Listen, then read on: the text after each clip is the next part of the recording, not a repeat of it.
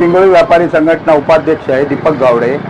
बरेच दिवसापासून आम्ही यांच्या शोधात होतो। काही दिवसापूर्वी हे व्यापारी ते दिल्लीवरून आलेले आहेत। हे इथे भांडी विकतात, कुडाळात पण बाजारात भांडी विकतात, पिंगळीत पण विकतात।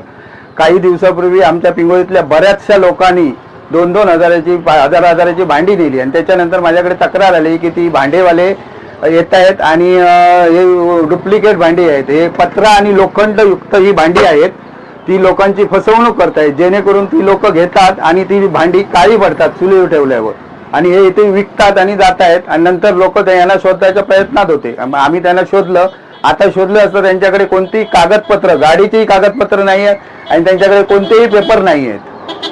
हे येऊन इथे कुठेतरी चोरीही करतील आणि बनावट भांडी विकतायत। 100 रुपयाला एक भांड असं विकतायत, लोकांची फसवणूक केली। काही व्यापाऱ्यांनी सुद्धा, हॉटेल व्यावसायिकांनी सुद्धा भांडी घेतली, ती सुद्धा भांडी काळी पडली। करून आलोय, माझं हॉटेल आहे महापणला द्वारका हॉटेल। मी कुडाळ कॉलेज सर्कलकडे भांडी घेतली होती यांच्याकडून। ते पूर्ण एक दिवस पण भांडी ते म्हणजे टिकली नाही, पूर्ण आतमधनं गळ झाली, पूर्ण म्हणजे पूर्ण आता अन्न जरी आतमधनं केलं म्हणजे पूर्ण खराब व्हायचं, समजलं ना। पूर्ण लोखंड म्हणजे आपण भांडी घेतो तशातली भांडीच नव्हती। हे 100 रुपयाची यांची भांडी आहे, समजलं ना। पूर्ण म्हणजे गंज पूर्ण आतमध्ये आली होती, पूर्ण म्हणजे एका दिवसाची पण लायकी नव्हती या भांड्याची। मी 1000 रुपयाची भांडी घेतली होती पूर्ण। माझं नाव विजयानंद चौधरी, महापण बाजारपेठला।